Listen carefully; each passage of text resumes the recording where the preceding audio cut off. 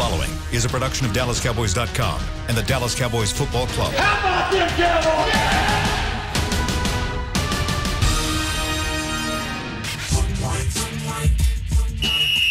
Let's go, baby. Are you ready for a break? Yes. Are you ready for a break? Absolutely. Ready for a break? Yeah, and so much for that. It's time for The Break on DallasCowboys.com. We were on a break. With Nick Eatman, David Hellman, Ambar Garcia, and Derek Eagleton. It is Monday, December 21st, 2020, season 16, episode number 84. Welcome to the latest edition of The Break, presented by Geico. It's Christmas week, and we've got all kind of Christmas goodies for you guys. We're going to be talking about the Cowboys, and we're talking about the Cowboys coming off the first back-to-back win of the season. Cowboys get the victory over the San Francisco 49ers, 41-33. They are firmly in place to still be in the hunt for an NFC East championship. Firmly? And maybe the playoffs, and who knows, maybe the Super Bowl. Who knows? Who knows where this thing is going to go? I'm just excited. It's Christmas week, so we're going to have some fun. 1 to 5. That's what it went. Their 1% chance went to 5% chance. I know. I was just trying to hype it up a little bit just because it's Christmas week. Let's go. Playoffs? Got my guys here. Got Nick, got Dave, got Amber. Welcome to the show. Let's talk about Cowboys versus 49ers. Nick, I want to start first with you, and because you obviously have access that most media people don't have. Thank you. Talk to me about the locker room and that whole vibe down there. Just because, again, I want to know if the players are as excited as I would think they would be in back-to-back wins. Somebody was definitely excited after the game. They were excited. I don't know what was going on. Don't know what kind of presentation. It might have been something for LP, honestly. I really don't know. But there were it was very joyous in there. Maybe they were giving Christmas presents. I don't know. But it was exciting for them. I got what I wanted. Yeah, I don't know. But just coming out, talking to them, they were, this has been such a frustrating year, and to have 2 wins in a row and to win in a game like this, it was a tough game, and both teams have, losing a lot of players. I think it was just a relief of like, hey, it feels good to win, stack some wins together like this, and they're still playing for something. That's the thing. They're still in this. Doesn't matter what the percentage is. Next week's game, they think it is going to matter. It may not matter when they kick off, but it matters right now. Yeah, at this moment, it does. Amber, give me your big picture storyline of what you take coming out of this game. Big picture. You guys kind of said it right at the beginning of the show. Playoffs. And, I mean, I don't mean to jump back on that train or anything like that, but after this game, the Cowboys they grabbed me back by my pinky. You know how little kids grab you by the pinky? That's how the Cowboys got me right now. They're pulling me by my pinky. So I see a lot of fans that are back to being really excited. Apparently, they think that this type of momentum that the Cowboys are gaining at this point of the season might turn into the playoffs, and they might be able to get somewhere further than that. Who knows? We just know that 2020 is a crazy year, and you can expect anything can happen. Anything can happen, and I don't know. It's just, I guess, this game made me more excited than the game last week against the Bengals. This game just showed me a little bit more of consistency, the fact that it happened back-to-back. So that part was exciting to me, just seeing the changes that the defense is being able to make right now and seeing them so fired up. So that would be, I guess, my little storyline of the game. All right, Dave, what's your storyline of the game? My storyline for the whole thing is just that, do the Cowboys really know any other way? Yeah, like, is it possible for the Cowboys to not be relevant all the way to the bitter end, one way or the other? Because this is my 8th season, and only once in those 8 has it not been this way. They are genetically incapable. I was watching the highlights from all the other games last night. And, the Patriots lost to the Dolphins, and they're just the Patriots are done. They can't win the division. They can't make the playoffs for the first time since, 2008. With 2 weeks to play, they're just done. And I was like, what's that like? Like, could not be me, could not be the Dallas Cowboys to just know to a certainty what's going to happen with that much time left in the season. And, you know, if it's going to be like this, at least it's entertaining, because I was expecting like a slog, like a 24, I think I said 24-20. I didn't think it was going to be very exciting. It was a hell of an entertaining game. I don't know what it means, but all kinds of goofy stuff happened, and you know, if we're going to go all the way to the bitter end not knowing what's going to happen, at least the game's fun. Yeah, I've always said, I tell this to people who always ask me, I'm sure we all have people in our lives that ask us what's it like working for the Cowboys. And I'm like, the great part is that it's just fun. The Cowboys always have something interesting going on, so it's fun being able to cover it and talk about it. But the worst case scenario is the seasons you get into where you get to Thanksgiving and there's nothing to play for. That doesn't happen a whole lot, and it hasn't happened a whole lot. Now, Nick, you and I went through 3, 5, and 11 seasons, so we know what that feels like. But for some of these guys like Dave, like and Amber, like they don't know what that feels like. This team is always kind of seemingly just hanging around till the end, and either they barely get into the playoffs or they're barely out of the playoffs, and it's looking more and more like this team could get to 6, 7 wins, which I don't think a couple weeks ago I didn't think that was possible, but it looks favorable that they'll get one more, maybe 2 more wins before the season's all done. Yeah, I mean, and it's not a good division. You know, it hasn't been a good division, but everybody seems to be playing a little bit better. The Giants kind of faltered off a little bit, but you know, everyone else. I mean, Eagles have got a spark. You know, obviously when and Hurts and Washington, you know, their defense is really good, and they're going to keep themselves in games. So, you know, Washington has a chance to win the division. I mean, they'll play Carolina at home. They win the division. They can knock everybody else out.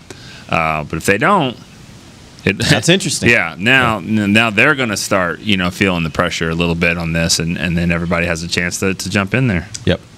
All right, let's get to the funny thing too is.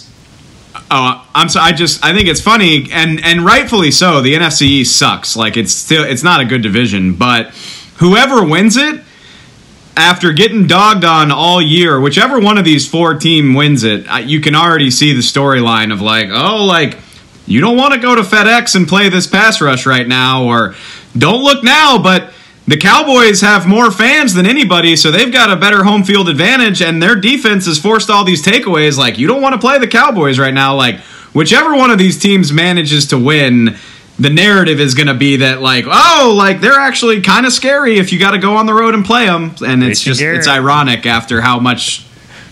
Yeah, sure. I mean, it's just ironic after how much they've gotten dogged on that's what's going to happen. And by the way, we've seen this happen before. I think it was the Seahawks, I want to say, a few years ago. They ended up in the season, I think, at 8-8, I want to say. And they actually got a win in the first round of the playoffs. Yeah, and 7-9. It was a 7-9, yeah, 7-9, and they got a win there in the first round of the playoffs. So, you know, it will be interesting, and that's what I love about the NFL playoffs. It's a one-and-done type scenario. We've seen Cowboys teams that were really good losing the first round of the playoffs. Like, it's about teams that are hot at the moment. So you could have been hot all year. If you're not hot in the playoffs, one and done. Well, we quote Broadus all the time on here because he has all these great one-liners and stuff. And Broadus says this all the time. NFL, strange lady, right? Yeah, right. All I got to say is Jets, Rams. Right. That's it. That's exactly right. Jets, Rams. That's exactly right. She is a crazy lady. Yeah, and that's always what happens. It seems like to me is like it's not the teams that are flirting with 0-16. The week that they get that one win, typically it's against the most improbable team. It's the team that nobody expects them to get that win against, which was the case yesterday. Yeah, sure. And they go out and play their best game of the season. All right, here's what we're going to do. Let's jump into some of the moments that mattered. We'll go around the table. Everybody give me a moment from that game that you think was a pivotal moment or an interesting moment, just a moment that mattered overall in the game. We'll start first with you, Amber.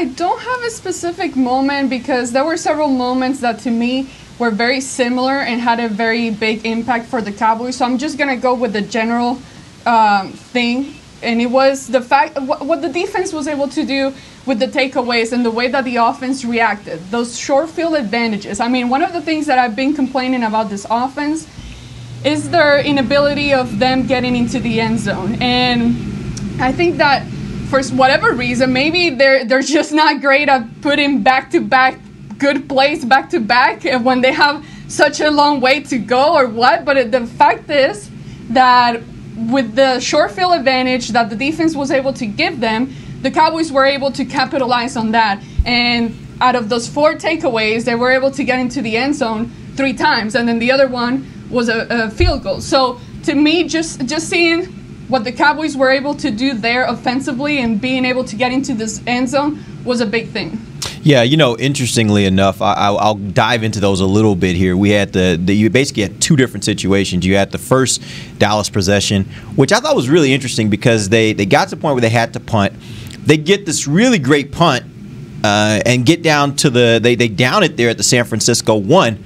And then they get an illegal formation call that brings it back and negates that and says you got to punt it again. They punt it. They force a fumble and give the ball to their offense down at the San Francisco 22. And then the second situation, obviously San Francisco's second possession, that's when Tank forces the fumble and Aldon Smith recovers it. But I want to go back to the first one because special teams continues, in my opinion, I know they are. It's weird because there are weeks when we're like, what the heck is the special teams doing? But then there are other points in games throughout the year, and this has been throughout the year, well, special teams just makes these really, really great plays. And I'll say this, C.J. Goodwin, in my opinion, is one of the best special teams players I've ever watched on a weekly basis. I know there have been other guys probably throughout the league who've been that good, but every single game it seems like if something good happens for the special teams, C.J. Goodwin is somewhere involved in it. Yeah. And obviously, I don't know if is that a moment that mattered. I mean, because is that your moment that mattered? Because that was definitely one that I was going to mention. Yeah. You never get a penalty on yourself that actually turns into a good thing. Yeah. But let's be somewhat fair to special teams here. When Zeke is out of the game, and no one knew he was not going to be out until that morning. Okay, when he's out of the game, that affects special teams, and that penalty, Shewo Alanalua, that was him not lined up right. Well, he doesn't normally play on that. But when Zeke doesn't play, then Tony Pollard has to start, and Dowdle plays it more of this, and then they move this guy off, and Alanalua goes here, and he doesn't know where to line up, and that's a constant thing for special teams. Yeah. We don't think about the trickle effect, but it constantly happens like that. And I bet you there's a lot of this going on around the league, little things here and there. So that. We need to be somewhat fair with the 11, 12 guys on the field and stuff like that. That's part of this issue with some of the special teams errors. All right. Dave, give me a moment that mattered. Real quick, I just want to say, I mean, all 4 of us last week said that we would like John Fossil to hang around. And it's stuff like that. I mean, like the potential, they've been sloppy at times. They've been reckless at times. But the potential is there, and they have, Cowboys special teams have swung them some games this season, and that perfectly exemplifies it. I think they need to clean it up in 2021, but I would like John Fossil to still be in charge of it next year. For me, I think it's the Anthony Brown interception, the second one in the second half. If you're talking about like winning the game, because, the defense forces these takeaways in the first half. The offense actually played pretty great on a short field, but they squandered that lead. And I didn't have a ton of confidence in the second half. San Francisco drives to midfield largely based on a penalty, I believe, on Jordan Lewis. That was a defensive pass interference. Yep. They're at midfield. All they need is a field goal. So, you only need another first down or 2 to potentially tie the game, and who knows what happens. And then Anthony Brown, who people love to dog, not only gets a pick, but I thought made a great play. Like Donovan Wilson and Anthony Brown both like jumping routes, like reading the quarterback. And it's Nick Mullins. It's not Aaron Rodgers, but still haven't seen a ton of Dallas DBs do that in the last decade. He returns it, and then 2 plays later, Tony Pollard kind of seals the thing with that really nice run. But prior to that, the Dallas offense had been pretty miserable, honestly. Like, they had that one really nice drive in the third quarter that led to the Dalton Schultz touchdown, and they were awful the rest of the half. So without that takeaway, I don't have a ton of confidence that the defense stops them, and I don't have a ton of confidence that the Dallas offense can retake the lead if they give it up. So, I thought Anthony Brown sort of, kind of delivered them the game with that 4th takeaway. Yeah, it was. I think that was that to me typifies the type of complementary football that we saw from this team yesterday. Is, there were moments when the offense was completely off the rails. There were moments when the defense was completely off the rails. But there were moments, in those moments, one of the other units would make a play. The offense made plays when they needed to. The defense made plays when they needed to. Special teams made plays when they needed to. So, again, that's what complementary football is. You don't have the kind of team with all the guys you got out that's just going to be dominant on either side of the ball, offense, defense, or special teams.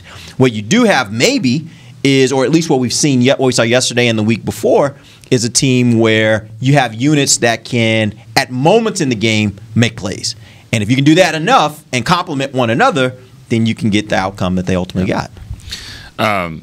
In my moment that mattered, if it's my turn, it is your turn. I was going to say, the only one left. I was going to say, usually when a quarterback gets the ball and he stands in the pocket and then he's flushed out to the right, okay, every security guard, every cheerleader on the sideline usually get their hands ready because it's coming to you. I mean, they're going to throw it away.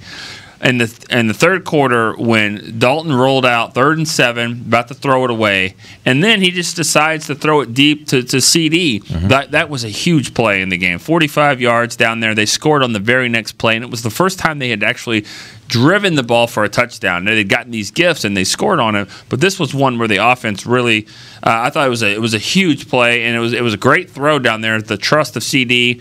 And he just keeps, he keeps not surprising us, but he just keeps making these great plays. That's not the one that everyone's going to remember, obviously, the touchdown. But I thought that was the one. That's what got him drafted where he did. Just being able to be aware and get up the field, make a great play on the ball, stay in bounds. He had a really nice game yesterday. Yeah. I'll throw in this last one before we take our first break. It was the first San Francisco possession of the second half. At the time, Dallas was up by 3. It was 3rd and 1 to Dallas 23.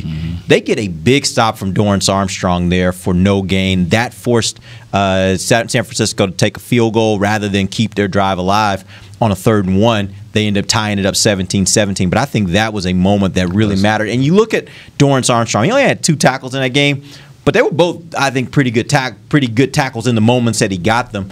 I think he is a player that it's just an interesting player. I know Jerry loves him, and Jerry talks about him a lot. And there have been other people, all the coaches on this staff that have talked about him as well. And you don't always see him and notice him.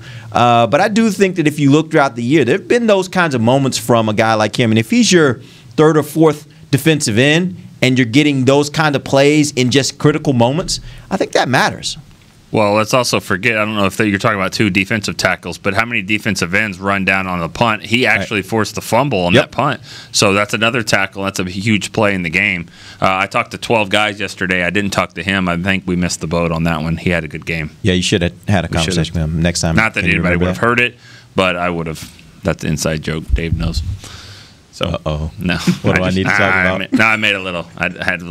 Me and technology aren't really good friends. I know this. That. Yes, everyone knows this. Yeah, I made a mistake. Cost me about an hour and a half. I'll deal with it. All right, we're going to take our first break. When we come back, we're going to jump into some player evaluations. We got a lot of players that I want to point out and talk about. Each of these guys will give you their players of the game. We'll do that when we come right back. This is DallasCowboys.com radio. There's nothing as unique as our eyes, which is why Essilor pioneers ways to make lenses as unique as you.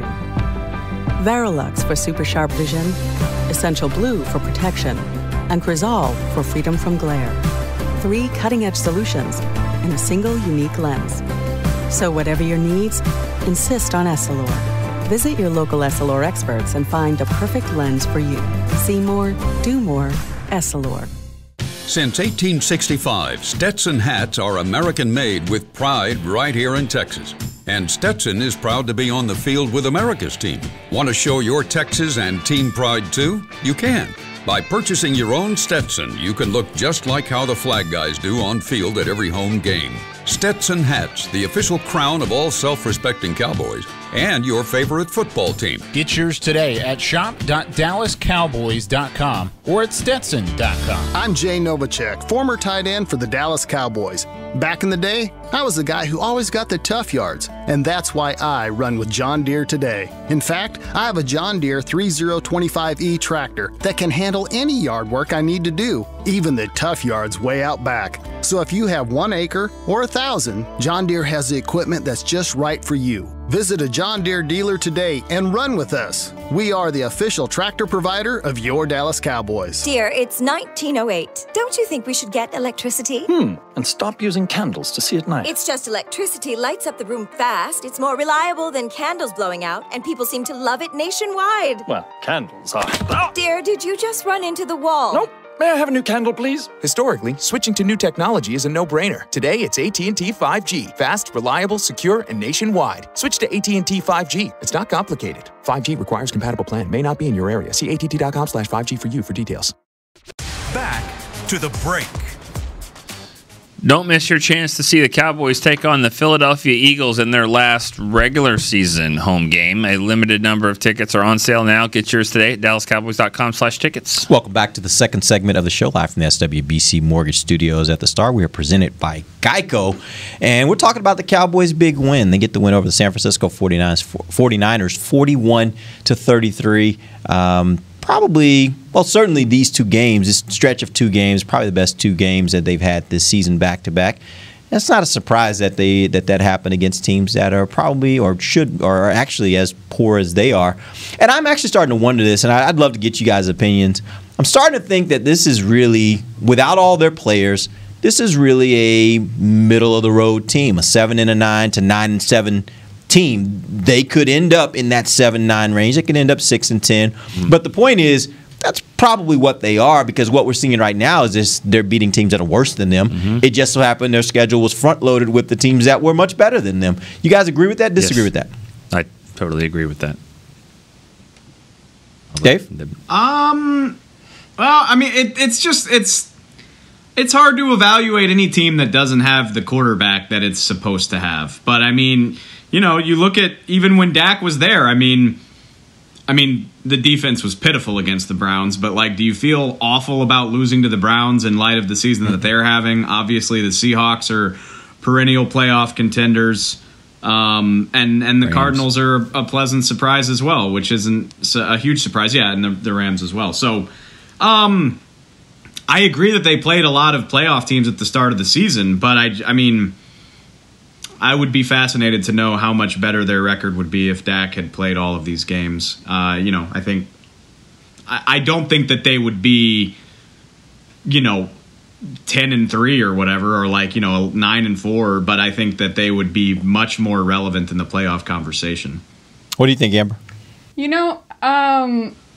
I agree, and I don't mean to argue with you, Dave, because I do agree with that point. And if you ask me, obviously would rather have Dak than Andy Dalton, but at the same time, it's not like the Cowboys have been this team that is dealing with a very inexperienced quarterback in there. You know, they have Andy Dalton, who is a guy who is the starter. He is the starter in the NFL. So at least on the quarterback topic, even though very different weapons, Andy can definitely not do what Dak can do as far as like the running game and all that stuff. But just in general, I think that the Cowboys, they could have positioned themselves to be at a better spot had they made conscious choices earlier on in the season, but they didn't. So there's so many things that it's definitely out of your control, but then there are so many other things that I still believe, regardless of all the injuries, that the Cowboys could have done better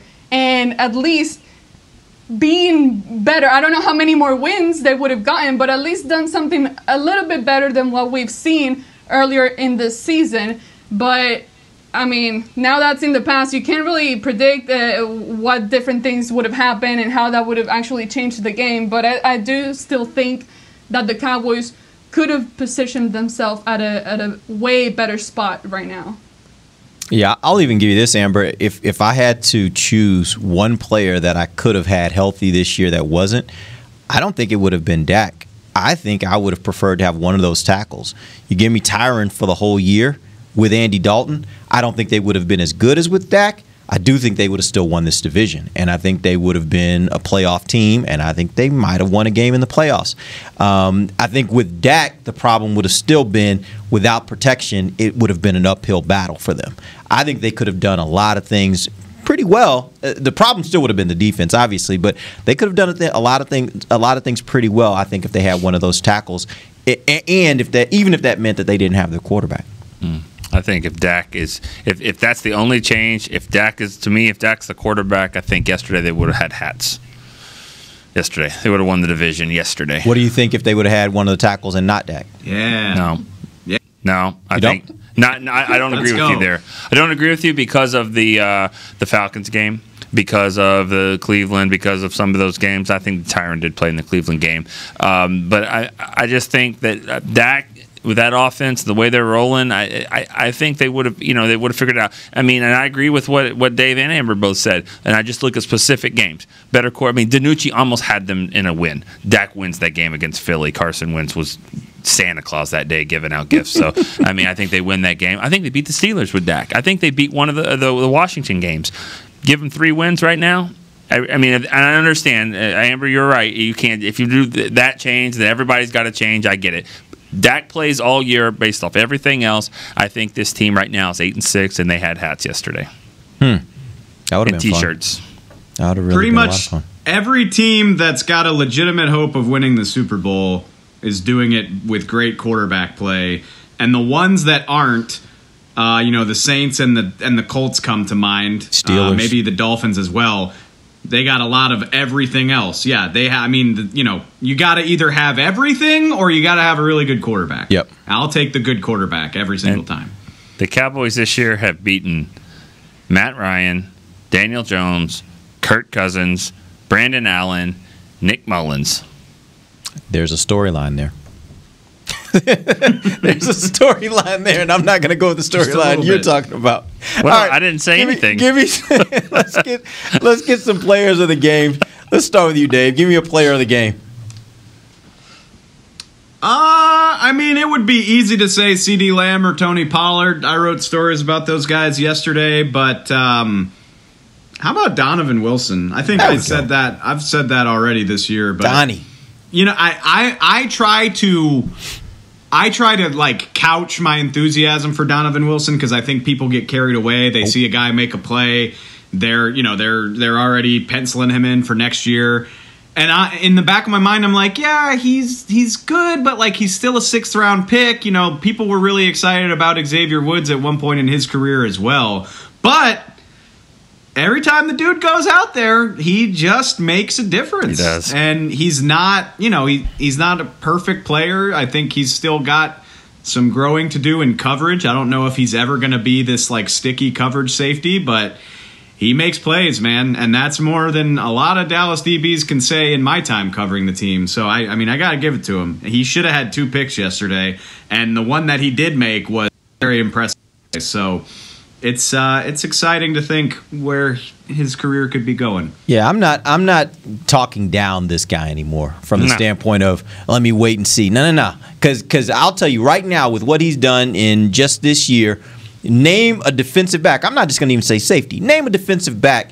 You can go back as far as you want to. I want to see how far you have to go to get one that's made as many plays as this guy's making. And he's making them. And by the way, he was making them in training camp in 2019. He was making them in practices. Like, this is not something that's new. This is something we've seen basically since the time I've been watching him. I didn't watch him at A&M a ton. But ever since he's been with the Dallas Cowboys, he's been making plays. I'm not putting it on a curve anymore. He is what he is at this point. He's a playmaking safety, in my opinion. Yep. All right, Amber, give me a player of the game. Hard to argue. I mean, my player would have to be Demarcus Lawrence. He's a guy that we've talked about all season. Fans have been criticizing him because he wasn't living up to his contract and all these things. And I mean, yesterday, you just watch the game and he will make himself known. And the power that he had, even on plays that weren't like statistically credited to him, he was still making an impact there. And another thing that I think to me stands out in these past few games is the rest of the line. I mean, these guys, even when let's say the play is happening all the way over there to the far right, and most likely this player won't be able to catch up to that guy and make a play or anything. Most of these defensive line guys they don't give up. They don't give up on plays, and they go after. And to me, those are things that are really important, and things that don't necessarily have an actual effect on the game, like on the play or on stat sheets or anything like that. But just to see that kind of drive from the line, defensive linemen overall in general, the kind of energy and will and competitiveness, I can't even say that word, but the will to compete in there and not give up, it's impressive. It's impressive. So Demarcus Lawrence for sure, but also giving credit to the rest of the line. I think I want to copyright this. I don't know, and I don't know how you add something to a cliche to the world, but it's not. I've said this before. It's not horseshoes and hand grenades. Close only counts at horseshoes and hand grenades, and pass rush. Like pass rush should count. Like that counts. Like she's right. Demarcus Lawrence may not get a sack on this play, but if the quarterback just throws it into the ground because he's scared of getting hit again, that counts. You're off the field. They punted. You don't get really anything for it, but being close, you get a quarterback pressure. In close pressure, that counted right there. So she's right about that. My player to watch is Jordan Lewis, and Jordan, I thought yesterday, really made a strong case to say maybe this guy needs to come back. I thought this was his best game of the season by far. He was blitzing off the edge. He was physical. He was making plays. Yeah, he got a penalty a little bit. I think I'll take it. You'll take it. I mean, he's being aggressive. He showed his value and his versatility and all that. He was really, really good yesterday, and he's been good actually the last few games. If you go back to the Minnesota game, he made some plays at the end. So he's just one of those guys that unfortunately he just doesn't pass the cornerback eye test. He's got to prove to the coaches he can play, he can ball. He might have been in his feelings a little bit early. I don't know what was going on there early on in the year. He's playing well now, and I think all three of these people, D-Law, Anthony Brown, Jordan Lewis, had slower starts this year for whatever the reason. They're balling out right now. Yep. All right, we're going to take our final break. When we come back, I do want to talk about Tony Pollard and his game yesterday and what it means. Nick thinks it means very little about the guy that didn't play. Oh, yes. Right? Sorry. That was your article, right? I apologize for jumping in. But I do want to ask these other guys if they think it has something to do or if it does reflect on the guy that didn't play. We'll talk about that when we come right back. This is DallasCowboys.com radio. We're back with a tasty treat that's sweeping airwaves and taste buds. It's new Dr. Pepper and Cream Soda. Let's take a listen. Dr. Pepper and Cream Soda's here. A new combo that's music to my ears, okay? Let's play. Cream Soda and Dr. Pepper time. Pour it in a glass of ice. Music to my ears and mouth. New Dr. Pepper and Cream Soda. A delicious duet. There's nothing as unique as our eyes, which is why Essilor pioneers ways to make lenses as unique as you. Verilux for super sharp vision, Essential Blue for protection, and Crizal for freedom from glare. 3 cutting-edge solutions in a single unique lens. So whatever your needs, insist on Essilor. Visit your local Essilor experts and find the perfect lens for you. See more, do more, Essilor. The Cowboys way, where 16 Hall of Famers and 5 championships shows us what success looks like. Where turkey is always the second best part of Thanksgiving Day. Where we are all defined by one single thing, the star. Where we as fans know it's our job to keep the tradition going. Bank of America is proud to be the official bank of the Dallas Cowboys and to support the quest of living life the Cowboys way.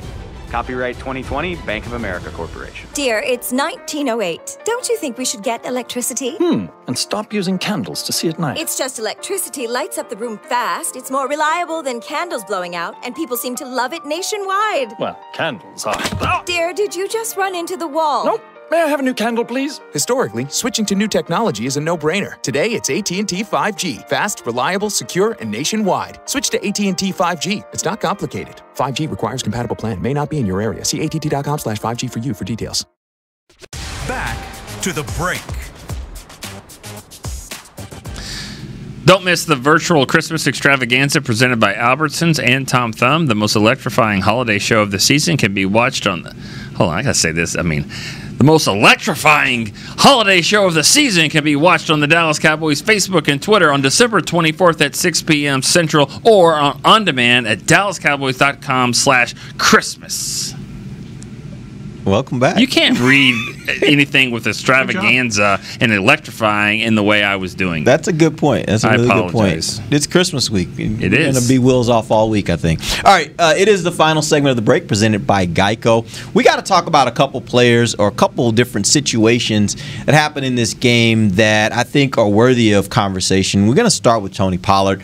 He had a good day yesterday, and I thought, Nick, when you came to the press box where we were, first person I want to talk to you about. I wasn't in the press box. Oh, sorry. Whenever I saw the picture of you in the press box, I wanted to point out the fact, like, Tony Pollard and what he did yesterday was special because I knew you were making the claim. I don't have anything to do with Zeke. Don't get me started on Zeke. You wrote an article about it. Tell me the premise of the article. I feel like it was about Tony Pollard. This is what they drafted him to be. They wanted him to be this kind of guy. And if you think about it, most of his success, pretty much all of it, was in space.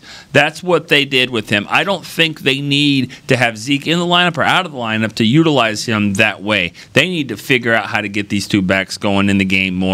I don't think this means, you just replace him, because he didn't replace Zeke in the things they asked Zeke to do. He was doing a lot of stuff on the edges, which is great, a lot of swing passes. I think he needs to be replacing the third or fourth receiver, maybe some of the tight end, something like that, different packages, as 20 packages, as Bucky said last week. I don't think he did all the dirty work that Zeke did, but he was great. Let's make it about Tony Pollard. He was electrifying. So let me ask you this question. I'm going to flip that a little bit.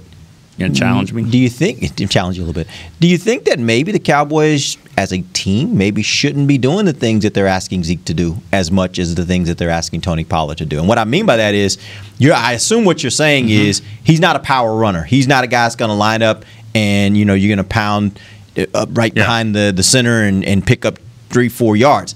Do you think maybe Cowboys should look at this and say, I'll give you a good example. Marshall Faulk made a career of being the type of back that Tony Pollard was yesterday. Their offense was built around that type of running back. They got him out in space. They looked for opportunities to get the ball in his hand in space and let him create with it. Should the Cowboys be doing more of that versus trying to pound the ball with Zeke Elliott? I mean, I think that's a fair point. I'll let Dave answer that too. But I mean, I think that the way to think about it though is Zeke makes $15 million a year. He's your back. You've made the bed. You gotta sleep in it. And, absolutely. And you got to go to Zeke's strengths. But there's ways to incorporate Pollard in there. Dave? David Hellman. Can you hear us? Y'all are kind of choppy right now. I'm sorry. Did you hear the question? Did you hear what we were talking about? We just wanted to get your opinion on it. Can you repeat it for me? I'm sorry. We were trying to find out what your thoughts are on Tony Pollard versus Zeke. And my question to Nick was, he said that Pollard wasn't doing the kind of things you asked Zeke to do. My question is, maybe the Cowboys shouldn't be asking Zeke to do those things or asking anybody to do those things. Maybe they need to have an offense that's more geared toward the types of things that they were asking of Tony Pollard yesterday versus the things that maybe they're asking Zeke to do. What do you think? I mean, they have given Zeke those opportunities, have they not? Like, Zeke has been targeted plenty in the passing game this season. Hasn't really done a whole lot. Right. His hands have been questionable. I mean, I don't think Tony Pollard did anything that Zeke could not do yesterday. Like, they weren't asking him to run these crazy routes or anything like that, like stuff that Zeke's not capable. But we have not seen that from Ezekiel Elliott. And the argument that I'm hearing, on Twitter and just in Cowboy land right now is like, you need both of these running backs because Zeke does do the dirty work. Zeke gets the 4-yard gains, and Zeke always falls forward and all that stuff. But is that really what you're paying a guy $15 million to do? Because that doesn't work. I mean, that's just not good team building. If you're dirty runner who never breaks explosive plays and never has a 150-yard all-purpose day, 60 receiving yards, 70 rushing yards, if all he's doing is falling forward for 4 yards, I mean, anybody can do that. You know, Chris Carson does that for Seattle, and they got him in like the 7th round.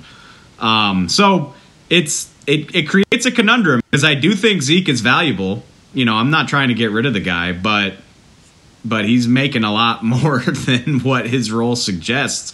And I mean, like I said, I'm not trying to get rid of Zeke, but I thought Tony Pollard's performance kind of emphasized that yesterday. Amber, what are you thinking?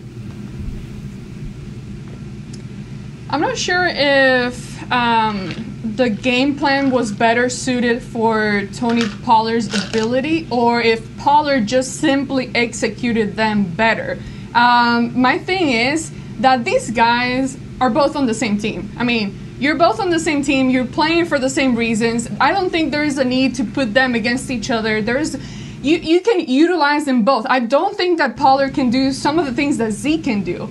And obviously, based on the things that we've seen, Zeke cannot do, maybe not anymore, some of the things that Pollard is being able to do as far as those explosive plays. But I think it just comes down to Kellen Moore and the way that they decide to utilize both of them. Like, they have different games. Like, these two guys have different abilities, and you can use that to your advantage. You just need to find a way to distribute the plays better, find ways that you can actually combine them both, use them both at the same time, and use that as a threat. So I'm not here to be like on, Team Zeke or Team Pollard here. I'm here on both teams. I'm like both of them. Just use them both and find the best way to use them. So, but I'm definitely not ready to say, oh yeah, Zeke is not that kind of back anymore. Sit him out and give Pollard the ball a lot more. No, I just think you need to find a way to use them both. Well, the fact is they absolutely have to use them both because Zeke ain't going anywhere. Like, the contract is not one that you're going to be able to trade. You're not going to cut him and just assume all that money.